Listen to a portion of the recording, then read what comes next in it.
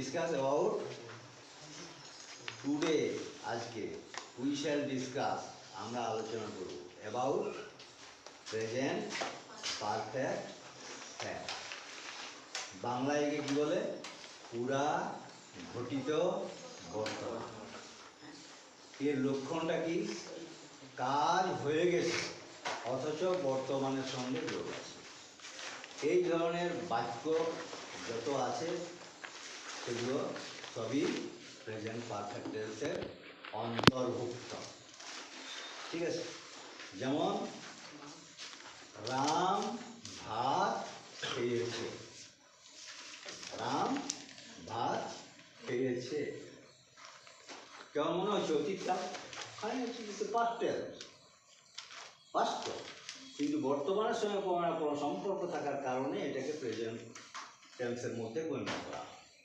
Present perfect action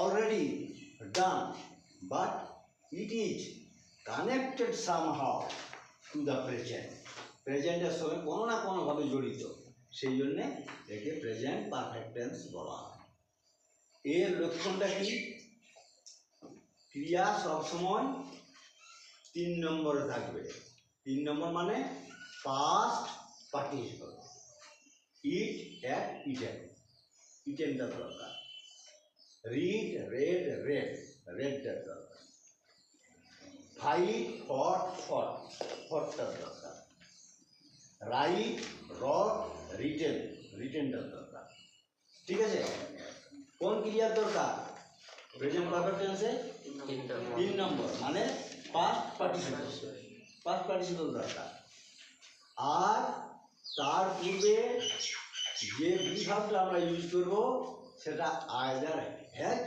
or have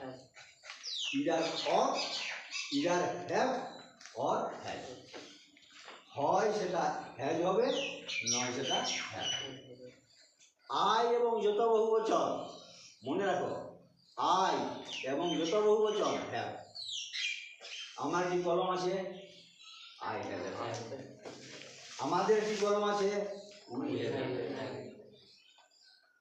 কিন্তু third person singular number যখন হবে কর্তাটা তখন হ্যাজ কিন্তু যেমন রামের একটি কলম আছে Ram have a pen wrong Ram has a pen right সামের একটি খাতা আছে সাম হ্যাজ অ্যান এক্সারসাইজ ঠিক আছে আমার একটি বাগান আছে আই হ্যাভ এ আমাদের একটি গার্ডেন আছে উই হ্যাভ এ তাইলে হ্যাভ হ্যাজের পরেই 3 নম্বর ক্রিয়া সেট করতে হয় বুঝলে আর এগুলো ভয়েস যখন করবে ভয়েস শেখাবো কোনো অসুবিধা নাই কর্মটাকে আমি কর্তায় বসালে আর has been R have been করে 3 নম্বর ক্রিয়া 3 নম্বর ক্রিয়া খুঁজতে হয় না কোন টেন্সে প্রেজেন্ট পারফেক্টে পাস্ট পারফেক্টে ফিউচার পারফেক্ট 3টে পারফেক্ট আছে তো 3টে পারফেক্টে ক্রিয়া খুঁজতে হয়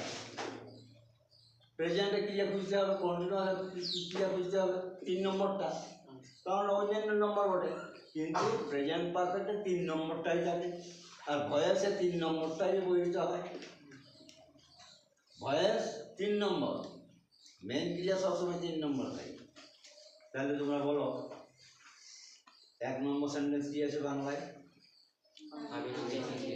হ্যাঁ আমি লিখেছি আয়ের পরে কি হবে আই হ্যাভ তারপর কি হবে আই হ্যাভ লিখেছিস তো চুপ থাক না লিখেছিস চললি আই হ্যাভ রিটেন তারপরে কি আছে আমি লিখিনি হ্যাভের পর নট দিবে লেখো আই হ্যাভ নট রিটেন সংক্ষেপে হ্যাভেন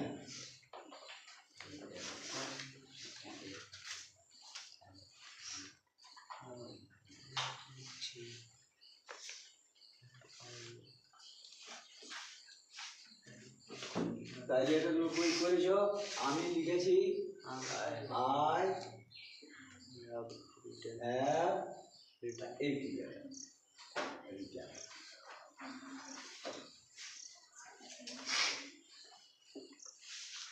আমি লিখিনি I have not. এটা বলার সময় কি বলবে?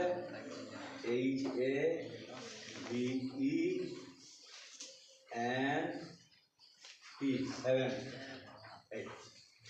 I haven't written.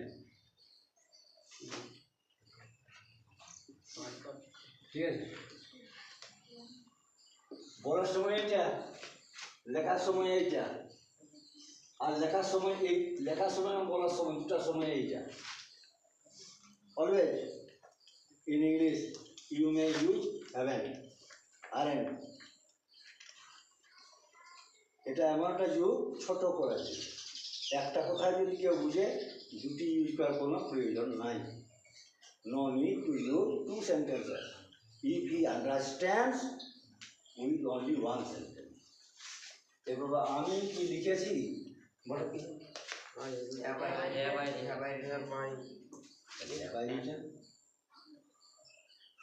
ইন্টারচেঞ্জ করছে, হ্যাঁ, হ্যাভ দিলে এইটা আগে নিয়ে আসবে, আই দিলে হ্যাভ আই রিটেন। কোশ্চেন মার্কটা সেট করে দিলে, সে লিখেছে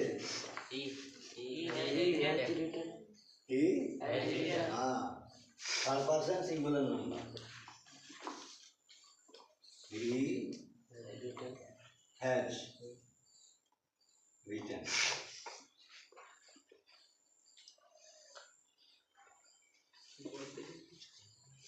সে লিখে নি he has not written.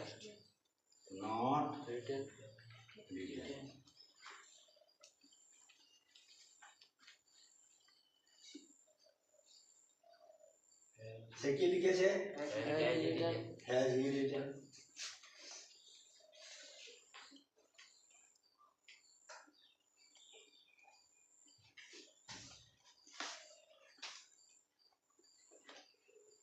Question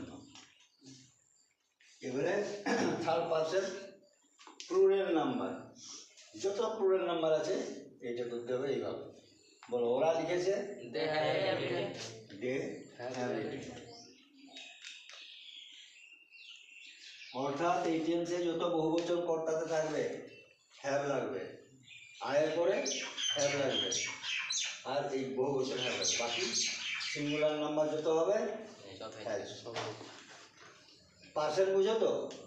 আমি, আমরা first person, you second person, আর থার্ড পার্সন বাকি সব he, she, Ram, Jadu, Madhu, they, সব থার্ড পার্সন।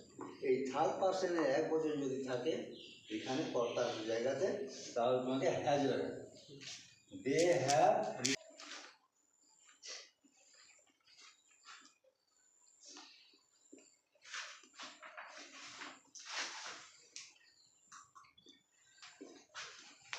আর এটা কোশ্চেনটা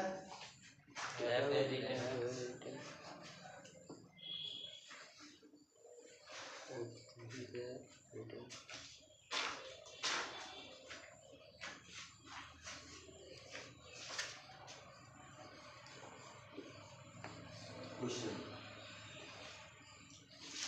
ঠিক আছে?